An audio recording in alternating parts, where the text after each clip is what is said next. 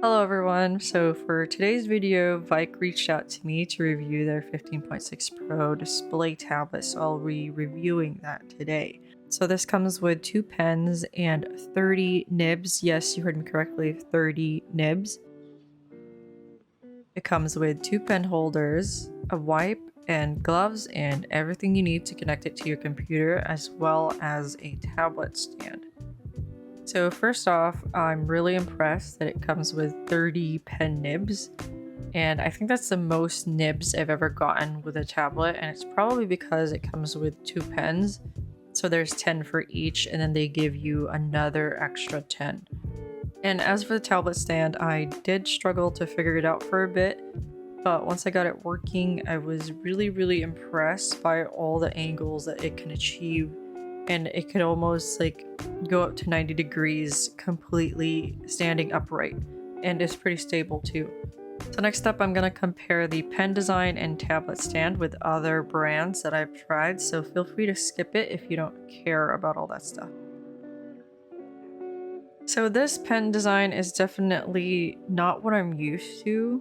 Compared to the XP pen and Huion ones, they are much skinnier, but it is nice that they give you 2 instead of 1. Personally, I like the thicker designs of XP pen and Huion because it does offer a better grip, but they still feel nice, and they are also a tad bit shorter than other brands. As for the tablet stands, I've used XP Pen's free one and also Huion's free one that comes with the tablet. XP Pen's doesn't even like compare to these ones because it only has 1 angle. And I'm not sure if XP Pen has a different like upgraded tablet stand now, but Huion's feels really nice with 6 preset angles, but it is quite small. And I gotta say, I'm really impressed with VEIKK's stand because it doesn't have any preset angles and you can just adjust it to literally whatever you want. It's the perfect stand if you want to use your tablet as a second monitor because it almost reaches a completely upright position while still being stable. So I think I'm going to be using VEIKK's tablet stand from now on because it is honestly the best stand I've tried so far. It's even better than the off-brand like Amazon ones that I've tried. So moving on to the actual review section, I did once again lose some footage because I never learn, which is why I'm already drawing in the middle of this, but just ignore that. So the first thing I wanted to talk about is VEIKK's drivers. You gotta install your drivers before you can use a tablet, and VEIKK's drivers are actually pretty easy to install. It's really quick to install, but I did run into a few problems with them. So I installed the drivers, like I hooked in my tablet, but the drivers wouldn't detect my tablet. My tablet was on and it was connected and everything, but in the drivers it says no tablet detected. And so I spent around an hour like looking up what to do if other people ran into the same problems, trying to figure out what went wrong while I was installing it, and turns out I didn't do anything wrong with installation. It was just that my cords were hooked up incorrectly. I don't know. The cords, there's 2 cords. There's like 3 USB cables that look exactly the same, and 2 of them hook to your computer. 1 of them hooks to the power cord, and you would think that they're all pretty interchangeable, but they're not. And so I had to go and hook them up specifically to what I saw on the manual, which is kind of annoying, but whatever. After that, it was pretty smooth sailing with the drivers. It finally detected my tablet. I was able to calibrate and start drawing. So this piece took me around 3 sessions to finish, and I'm pretty sad to say that every time I reconnected the tablet to continue working, I had to reinstall drivers. So the first time I had to go back and work in my drawing, the pen pressure was no longer working. And I spent, again, like a few minutes trying to figure out what to do. I got some of it on footage and I might show it on the screen here, but I even restarted my computer and everything and it still wouldn't work. And so finally I just reinstalled the drivers and then it finally worked again, the pen pressure. But I had to do that again in my third session drawing, which is really annoying. The fact that I had to reinstall the drivers every time I like turned my PC off and I wanted to continue working. And it's just a hassle, honestly. VEIKK's drivers need some work, and I hope that they can make them better in the future. Now, as for the tablet itself, I never really ran into any problems with the actual pen pressure when it was working. It was comfortable and there was like nothing weird about it or anything like that. So for example, the Canvas 13 has a really weird upward tilt thing, but I didn't run into any tilt pen pressure problems like that on VEIKK's tablet. The tilt pen pressure works perfectly fine and it didn't really bother me at all or anything like that. The only problem that I do have with the tilt though is that when you tilt your pen, it kind of misaligns the calibration. If my pen is perpendicular to this screen, it's pretty perfectly aligned with the cursor, but once I tilt it, it's no longer aligned. And so it would be really nice if that can be fixed in like future generations of this tablet, but it's a small fault of this tablet because you can always just use your eyes and see where your cursor is. As for the screen itself, when I first booted it up, I did notice a slight haze to the screen that bothered me at first. It's like it's kind of like a matte haze that you might be able to see on camera, but it bothered me at first, but eventually as I used the tablet more and more, I did get used to it and I stopped noticing it as much. I'm not really sure if the haze is caused by the screen protector or the actual screen itself. And there's also a slight fuzziness to the fine details on the screen. So when I noticed this fuzziness, I made sure that my resolution and FPS were correct, but it still persisted. It's like the font and text on the screen, it just looked a tad bit fuzzy compared to my actual monitor. But once again, like the haze, after a while I kind of just got used to it and I stopped like getting bothered by it. But I just wanted to talk about that because those are like a few bothersome things that I noticed when I first started using the tablet. Because I was so impressed by the tablet stand, I did use the tablet as a second monitor because I like the stand is really well done, honestly. So I did use it as a second monitor and I never ran into any like heat problems while having it on all day like I have with past tablets. And the only thing is the 2 cords does make it a slight hassle to move around in my setup and my desk, but that's like just typical for any tablet that you have to move around. But yeah, I think I'll be using the tablet stand for like everything from now on, and every tablet I use, even if it's not VEIKK. And as for affordability, this tablet is definitely affordable for the size that you get, especially with the extra things that come with it, like the tablet stand that I really love. And I'm not sure if I have an old model, but when I look up the product, it does look different on the pictures. Like when I look the 15.6 up, it has a built-in pen holder instead of the attachment that I got. Maybe I do have an older model, but currently, if you look it up, VEIKK's 15.6 display tablet is around $270, which is honestly a steal compared to other tablets of the same size. I think other tablets that are 15.6 or 16 inches go up to minimum 300, maybe 400. And so this is definitely on the cheaper side of pricing. Now, would I recommend this tablet? I would say because of the affordability, yes. But if you're thinking of buying this tablet, you would really need to make sure that all its faults don't bother you. If I was like 14 and I was saving up for a display tablet, and I was honestly just looking to buy something affordable with a good size, something that wasn't too small, I would probably get this one. Because I guess as a beginner, I wouldn't really care about the small details that would annoy me today. Like the screen haze, the fuzziness, the drivers. I would just deal with all that stuff because I would be happy enough to just have a tablet. This tablet does have its faults, which is the biggest fault is the drivers, which can always be updated in the future by VEIKK. And I think this tablet has a lot of potential if the problems are fixed in future generations of the model. So I would say yes, I would still recommend it despite the faults, because even though this tablet does have its problems, I think they are ones that people can tolerate, because the actual tablet itself still works great despite like some slight annoyances. So overall, I would probably rate it a low 7 out of 10, like maybe a 6.5, because it still works really, really well. Like, disregarding the screen haze and the drivers, when I was drawing with this tablet, it was smooth sailing. Like, I didn't run into any other problems other than the driver. So it works really well. It's just yeah, there's just some stuff that needs to get worked on with it in the future. So yeah, I would give it like a 7 out of 10. And yeah, that is it for the review section. Once again, thank you VEIKK for sponsoring this video and allowing me to try your product out.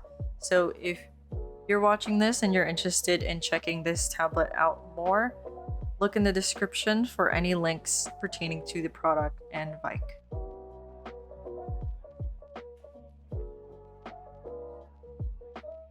So now that the review is done, I'm just gonna blab on about this drawing and anything that I can think about, like any other draw with me. So this drawing is actually supposed to be a giveaway prize or a design contest prize that I had a while back. A while back, I was really into frogs, and I hosted a design contest for my first XP Pen review, which was like my first sponsor ever. And I had people design a frog themed outfit for their character, or any character that they wanted. And it was originally supposed to be only 2 winners. One would win the tablet, and they would both win a drawing of a design that they submitted for the contest. But I also ended up giving away my Galmon pen tablet, and this is the prize that won the tablet. And it's taken me months to finally get to doing this, because I had other priorities rather than drawing the prizes, like other work and projects. And so it has taken me a while to draw the prizes. I still have one more to do, and I'm so thankful that these winners are very patient and that they're not rushing me or anything like that. And I think that they've actually themselves forgotten that I'm supposed to draw something for them too, because they've already gotten the tablets. And when I gave this winner, Uquack is the designer of this and artist of the reference sheet that I'm using, they told me that they straight up forgot that they were also getting a drawing. So it was just a nice surprise for them. But this character, the moment I saw this design, I was really, really excited to draw it, because it's a frog themed outfit that is very simple, but also has a lot of charm to it. And I thought that it would match my style very well because of the very bright green colors. And this piece has gotten a lot of love from Instagram and Twitter, and I hope that you guys at YouTube will love it too. It was really, really fun to draw. I always love rendering dark skin, because I just love all the shades that, you know, you could try out with it. And this time around, I went with a reddish undertone, and I had a lot of fun drawing the lips too, and the eyes are very cute in my opinion. But the most fun thing to work on with this piece was the hair, because I'd never really rendered like an afro style hair before. And these are like kind of afro buns, like low afro buns and bangs. And technically this character's hair is supposed to be covering the eyes, but I didn't want to cover these cute eyes that I drew, so I just like shortened the bangs a bit. I hope they didn't mind. But yeah, the hair was really fun to render. You'll see it later on once I get to it. But yeah, I just really enjoyed this. Honestly, I don't know what else to say other than I enjoyed it. Because I feel like I repeat a lot of the things that I say about my process, and maybe you guys don't mind that. I don't know, but this piece was just one of those that just felt almost relaxing to work on. There are some art pieces that kind of like fight back at you, like character designs that don't exactly jive with your style, but you still have to draw it because it's like a commission or something, or you're doing fan art, and midway through you kind of like figure out like this character is just not agreeing with my style, and it's a struggle. But this piece was not a struggle at all. Like the sketch went very smoothly, and the coloring went really smoothly too, and just everything was like working in my favor, and so it was a really enjoyable thing to work on, which almost felt like a break from work, because aside from this and another giveaway prize that I still need to start on, I've basically been working on just work projects. I've been working on a piece that I had for a zine, and I'm still working on that actually. The deadline is the end of January. I'm still not finished with it, and I was supposed to do a 2-page spread, and I discovered that I couldn't finish the second page, and so I had to tell the organizers that I couldn't do 2 pages anymore, which was very unfortunate because I was looking forward to having a 2-page spread for my very first zine, but it didn't work out, and luckily they allowed me to back out of the second page, and I can't talk about it anymore because it's confidential, but it is a Percy Jackson zine, and I will have a video about that when it is actually produced and able to be ordered. So yeah, look forward to that in the future. But for now, I'll just tease you about it.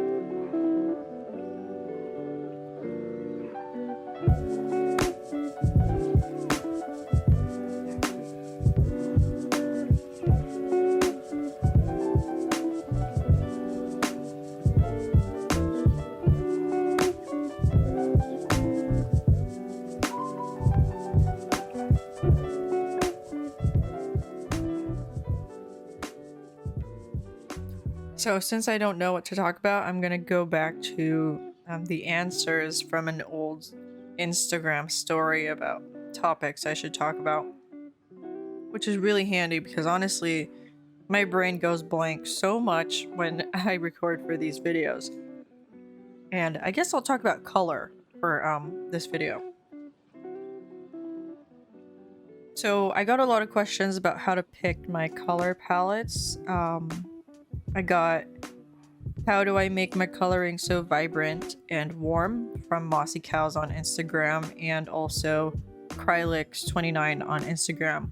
How I pick my color palettes and how I use my line art brush effectively.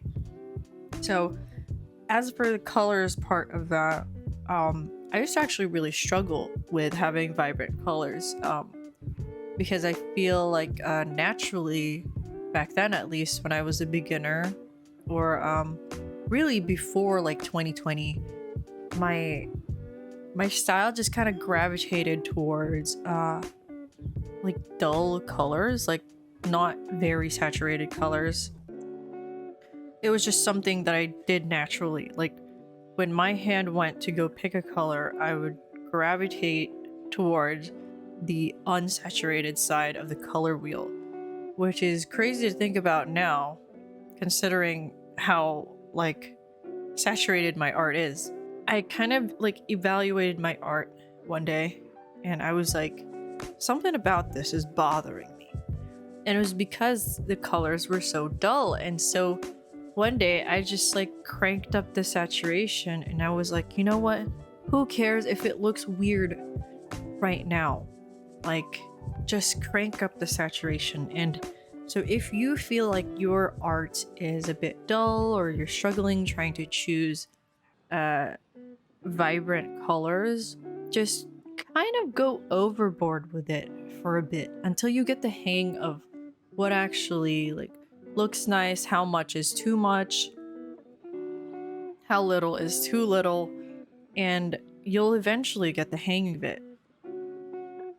So I'll probably go into this more in my next podcast episode, which will probably be the next video that I upload, which is going to be going over my 2022 art summary, because I think 2022 is when I really just started bumping up the saturation in my art, and you'll be able to see kind of like the evolution of my colors in that video. But yeah, if you want your art to be more vibrant, just like if you've already drawn something, literally just crank up that saturation bar and experiment with it. What I actually do is if you don't know how to do correction layers, you could just do this: duplicate a flattened version of your art and put it above your art. Go adjust the brightness and contrast. Just crank the contrast up to 25, then set that layer to saturation mode and set the opacity to 15%.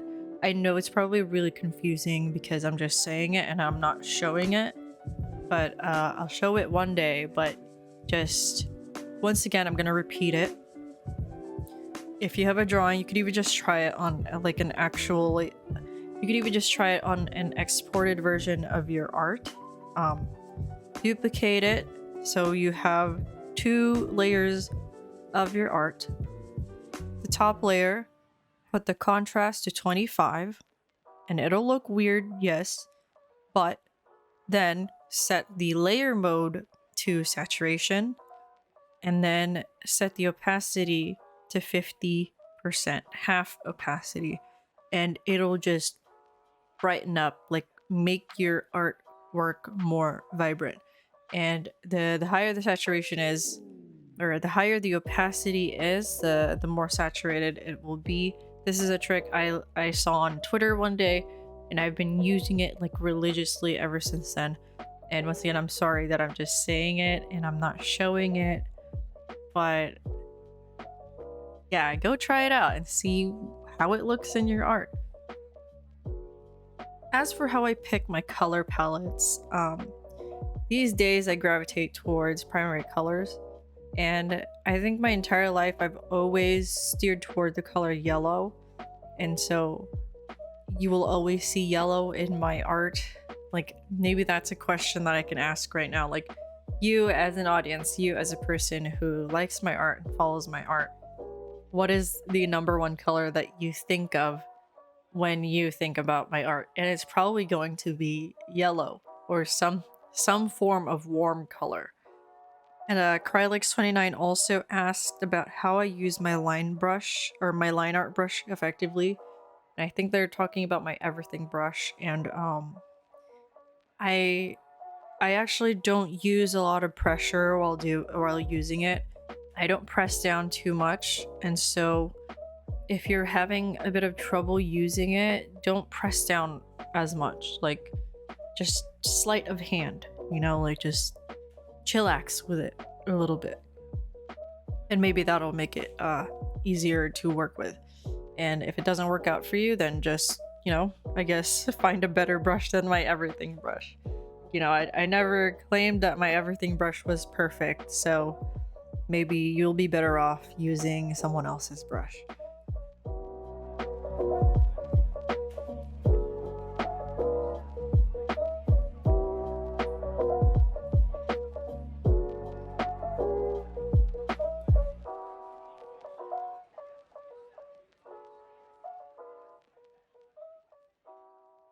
I've also gotten questions about overpainting because a lot of people seem to be confused about overpainting and how it works. And overpainting is self explanatory, it is literally painting over what you have already done.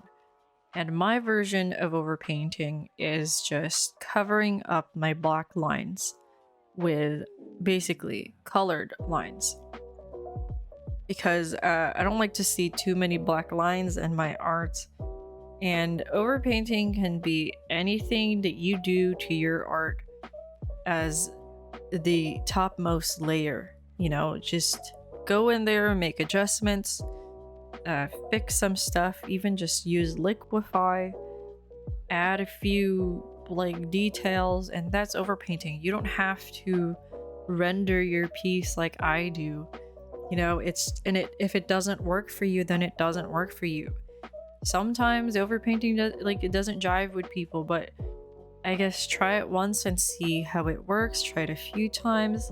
Maybe it didn't work out the few times, but another method might work.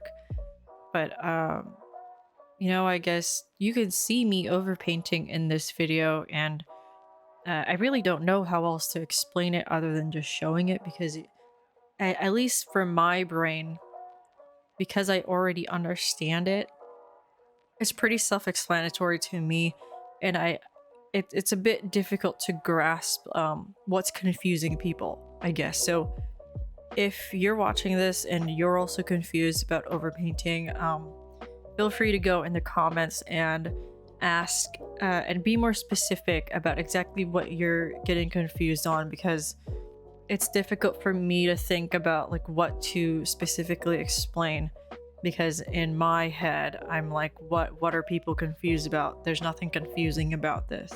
So yeah, if you have more questions about overpainting, just comment it, and if I can answer it in word form instead of like video form, then I'll reply to you, I'll heart it, and I'll screenshot it for another video.